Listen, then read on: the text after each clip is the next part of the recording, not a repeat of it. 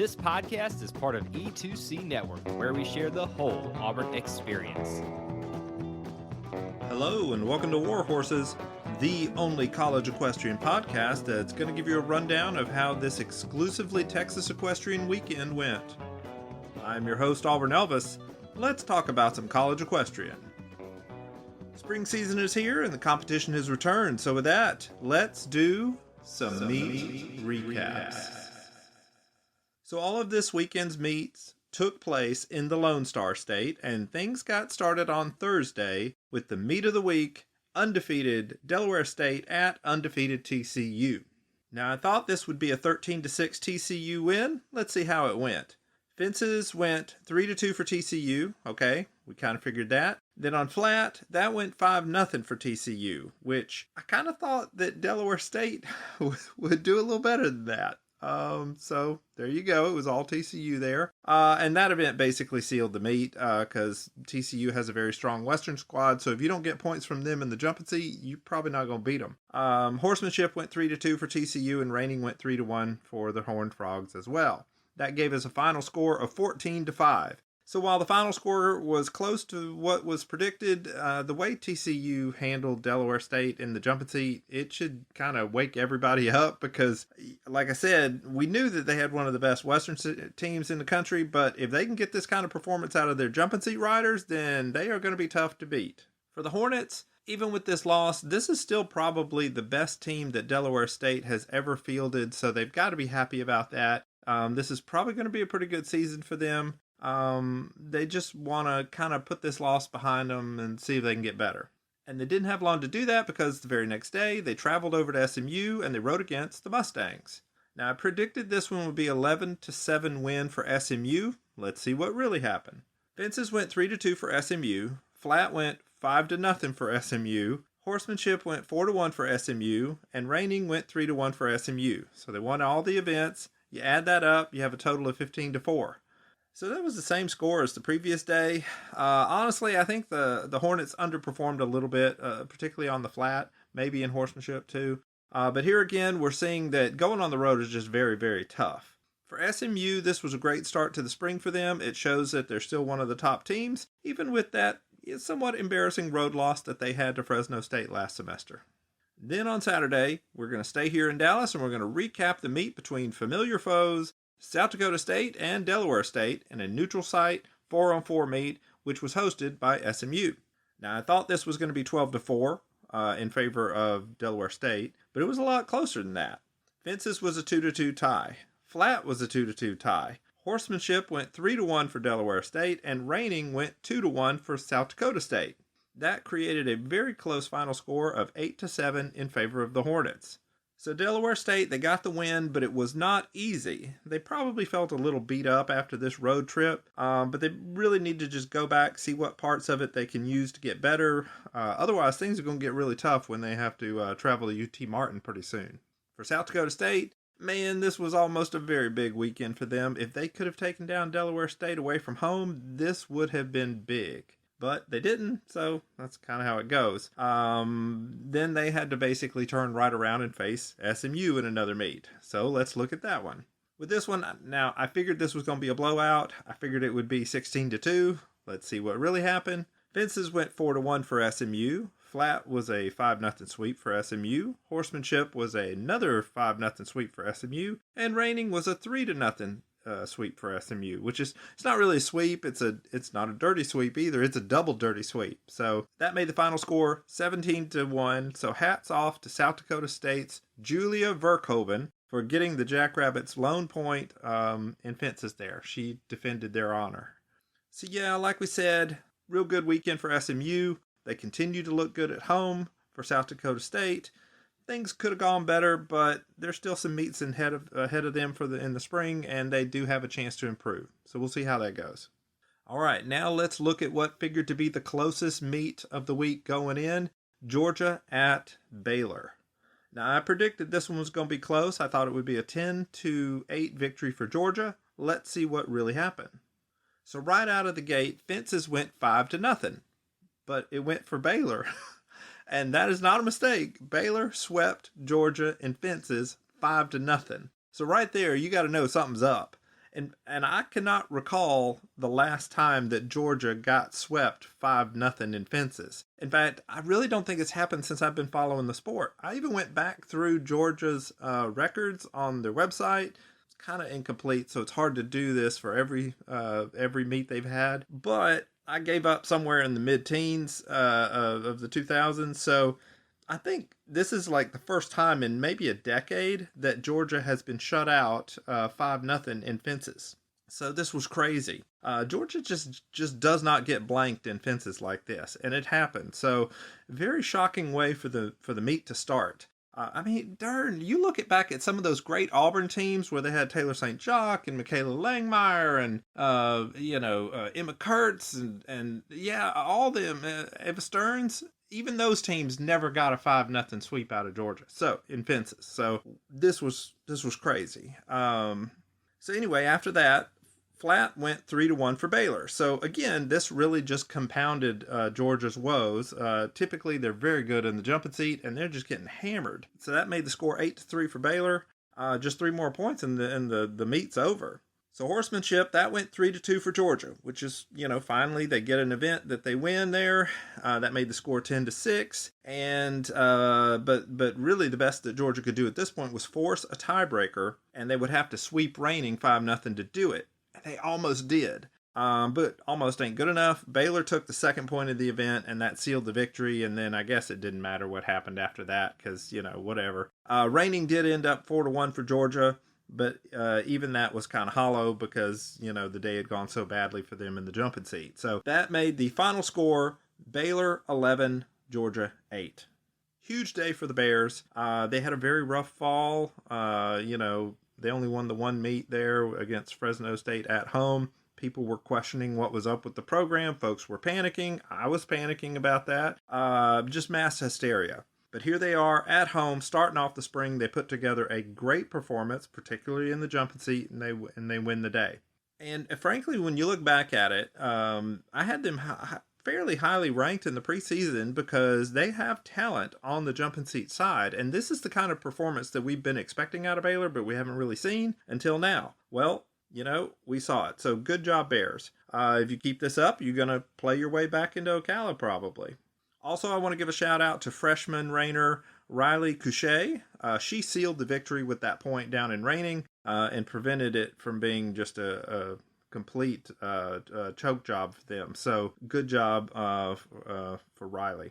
Now for Georgia, they just have to be sick of this performance. As I said, it was uncharacteristically bad in the jumping seat. Giving away all 5 fences points just does not happen to Georgia. So they really need to go back and look at things and just see what they can do differently because they've got to have those jumping seat points if they want to compete with the rest of the top teams. Now let's veer away from the dual discipline world and check in on the single discipline meet between Dartmouth and Texas A&M. So in these jumping seat only meets, you normally see the dual discipline schools slip in a rider or two that doesn't normally start so that they can get them some experience in actual competition.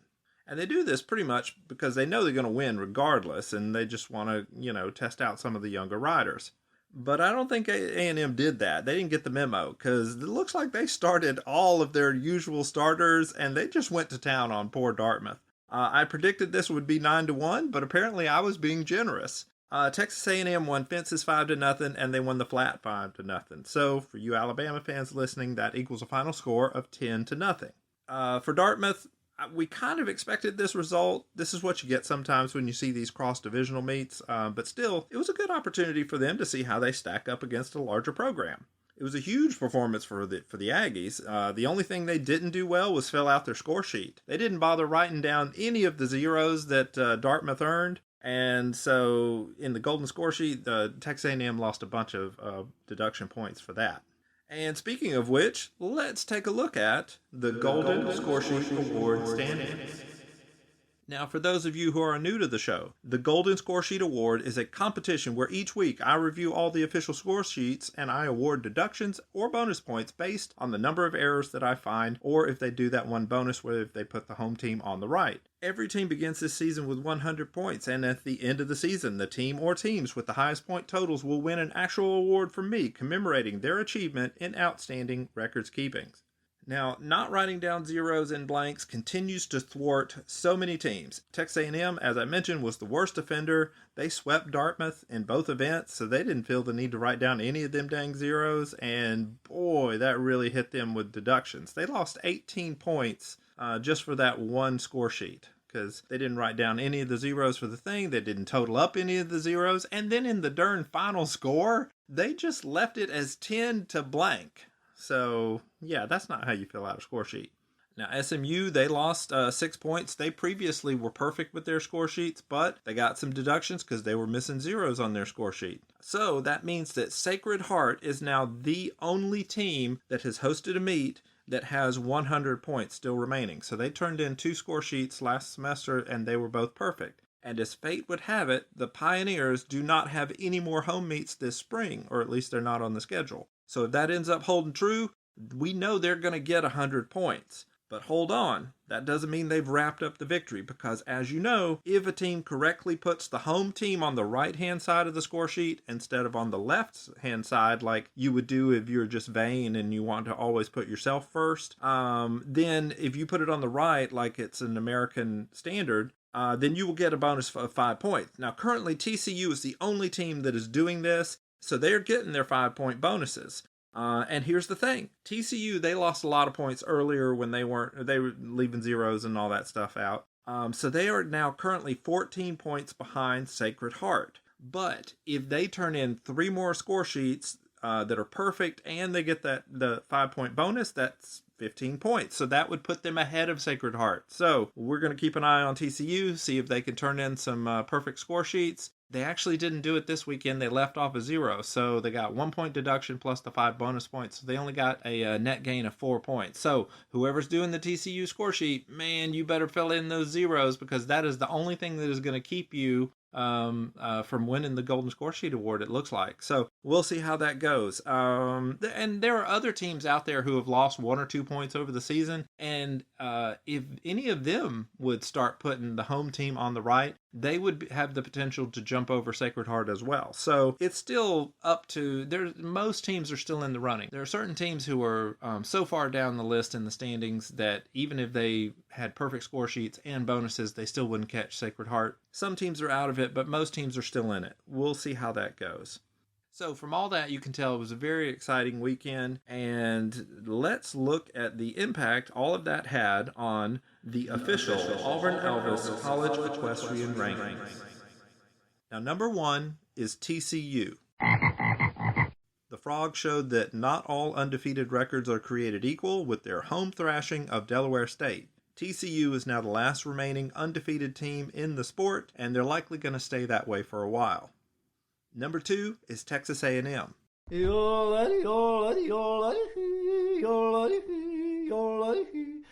Aggies showed no mercy to Dartmouth, and even though that jumping seat only win does not count for the Aggies, I'm sure it felt good. And it certainly gave them a lot of confidence heading into the strength of their dual discipline schedule. At number 3, we have SMU.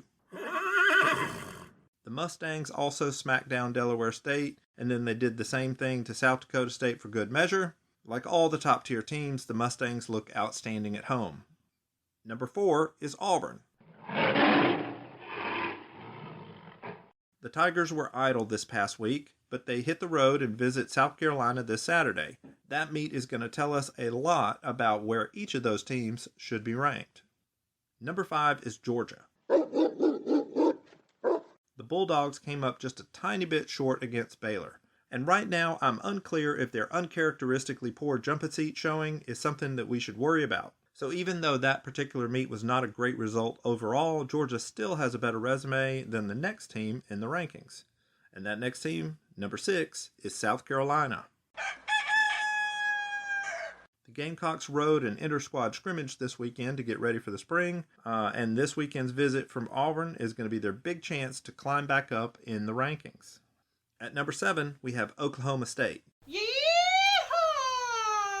The Cowgirls were idle this week, but they climbed 1 position in the rankings because of Delaware State's losses. Honestly, Oklahoma State would have probably lost both of those too, but earlier in the fall, the Cowgirls beat Baylor in Waco, and that makes their resume just a little bit better than Delaware State's right now. At number 8, we have Delaware State.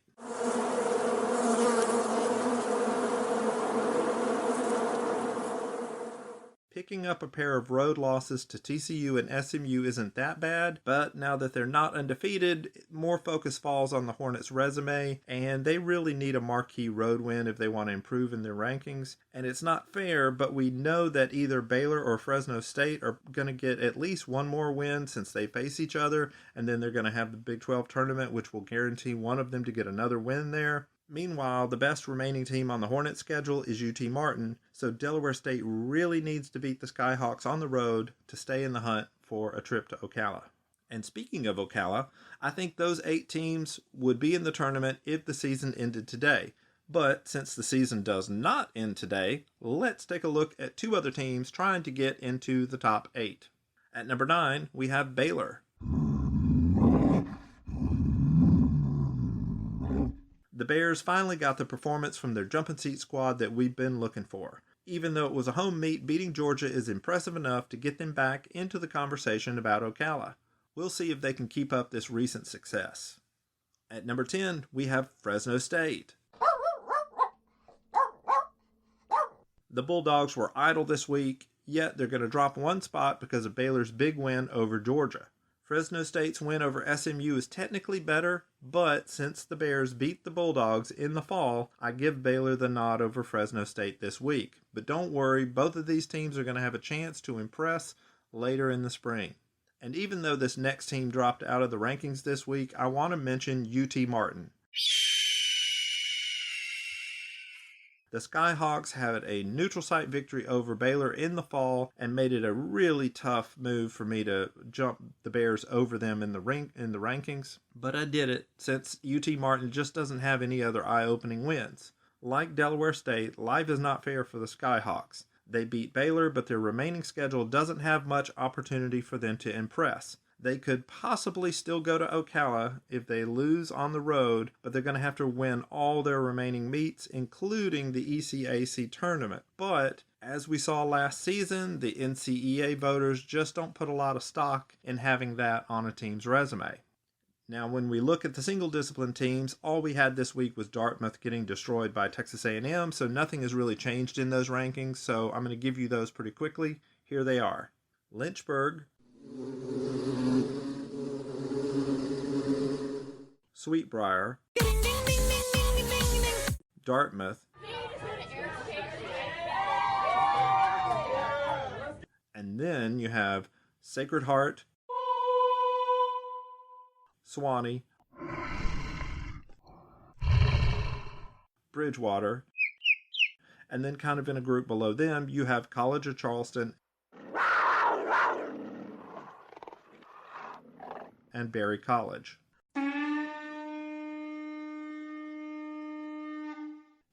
Okay, so now let's look into the future and talk about some meet previews. So the first meet that we have to look at is Fresno State at TCU. I got to tell you, I don't hold out a lot of hope at Fresno State winning on the road against TCU. It could happen, but it probably won't. I think Fences is going to go 4-1 for TCU. Flat will go 4-1 for TCU. Horsemanship will go 5-0 for TCU. And Reining will go 4-1 for TCU. You add all that up, and I expect we're going to see 17-3 in a blowout win for the Frogs. Next up is Bridgewater College at Sweetbriar College. I think this is going to be tough for the Eagles. I think Fences goes 5-0 for Sweetbriar, and Flat goes 4-1 for Sweetbriar. So that would be a 9-1 Sweetbriar win, I think. Next is Fresno State at SMU. Just like their road trip to TCU, I think about the same thing's going to happen when they go visit SMU. I think Fences will go 4-1 for SMU. I think Flat will go 4-0 for SMU. I think Horsemanship will go 4-0 for SMU. And I think Reining will go 3-2 for SMU. Add all that up, and I think we're looking at a 15-3 SMU win. And then our last meet of the week is a big one. Auburn at South Carolina. Now, I'm just going to tell you, the stats are going to like Auburn here. But the Tigers have just got to be careful. They have not looked great on the road. Other than that Baylor victory, which came at a time when everyone was beating Baylor, you're going to recall that Auburn almost lost on the road to UT Martin in the fall, and they did not do well against Texas A&M and SMU. So if they start giving away points in matchups that they're favored in, then Auburn is going to lose to South Carolina this week. but the stats don't really think about things like that, so let's see what the stats predict. I think fences goes 3-2 for Auburn. I think the flat goes 3-2 for South Carolina. I think horsemanship goes 4-1 for Auburn, and I think reining ends up in a 2-2 tie. Add that up, and I think Auburn wins another close road meet, 11-8. But of course, no one knows what is really going to happen. That's why you got to tune in to next week's podcast. And that's all for this week's episode. I'm your host, Auburn Elvis. Well, thank you very much for listening, and war horses. Thank you for tuning in to today's episode on the E2C Network. On your way out, I want to remind you to stop by e2cnetwork.com. It's your one-stop shop for all our content across our podcast, YouTube channel, and much more. To stay up to date with us, make sure you're following social media accounts such as Facebook, Twitter, and Instagram. While our content here may always be Auburn sports heavy, if it's orange and blue, it's what we do. War Eagle.